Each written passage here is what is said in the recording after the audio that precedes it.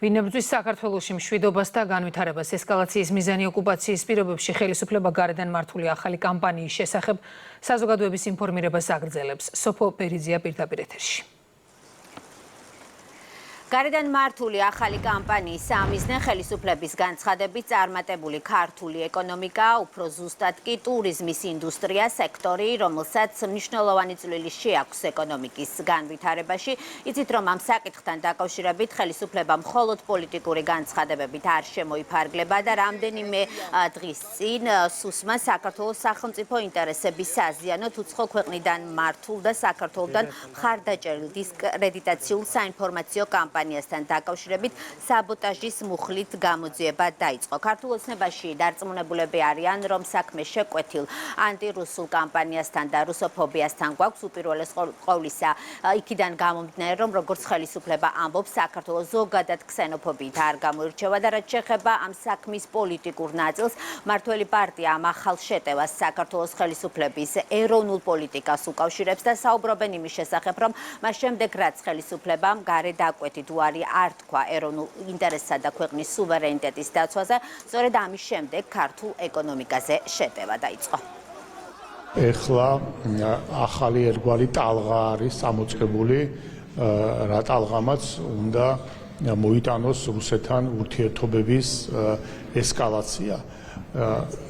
ის რომ რუსეთს აქვს ოკუპირებული საქართველოს ტერიტორიები არის ერთი ყველაზე უფრო მნიშვნელოვანი და უმძიმესი გამოწვევა საქართველოსათვის, მაგრამ ის რომ გარკვეული ძალები ცდილობენ რომ ამ ფონზე, ამ საკითხით სპეკულაციურად გამოყენებით ტოტალური რუსოფობიული და ანტირუსული, ანუ ხალხებს შორის უკვე განწყობა გააღვიონ, ემსახურება მხოლოდ და მხოლოდ ერთ რამეს, რომ რამენაირად სიტუაცია გამწვავდეს საქართველოსა და რუსეთს შორის და ამ ესკალაციამ, გამწვავებულმა სიტუაციამ შეასრულოს ანალოგიურად ისევ გარე დაკვეთით მიღებული ამოცანები. ამოცანა არის დაზიანება ტურისტული ინდუსტრიის, დაზიანება საერთოდ სტაბილური ქვეყნის იმიჯის, რომელიც საქართველოს საშუალებას აძლევს ეკონომიკური განვითარების მაჩვენებლები კონდეს სტაბილური და ზოგადად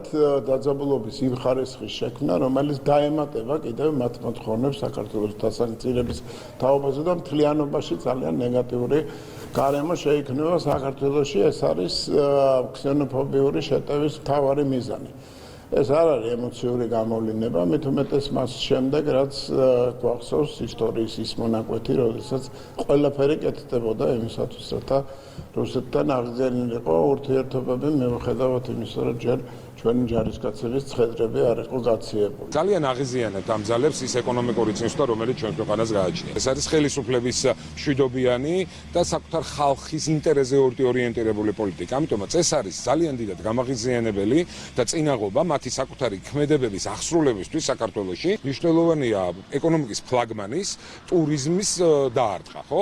დააზიანო ტურიზმი, იმიტომ რომ აქედან მიმართებით ქვეყანაში ბუნებრივია რომ დოვლათით შემოდის და ქვეყნის ეკონომიკა მედის წინ.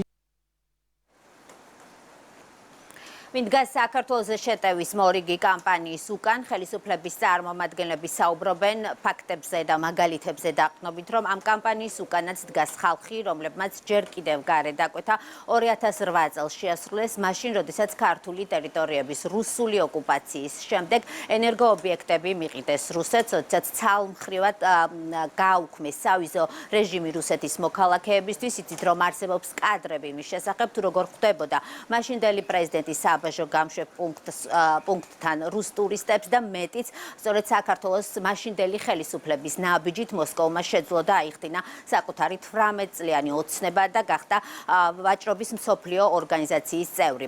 რუსოფობიის მხილება ბუნებრივია არ ცვლის ერთ საკმაოდ მტკივნე მოცემულობას, მიუხედავად იმისა, რომ ხელისუფლებამ სწორედ ეს კამპანია ამხილა, საზოგადოებამ კარგად იცის, რომ საქართველოს ტერიტორიების 20%-ის ოკუპანტი სწორედ რუსეთის ფედერაცია.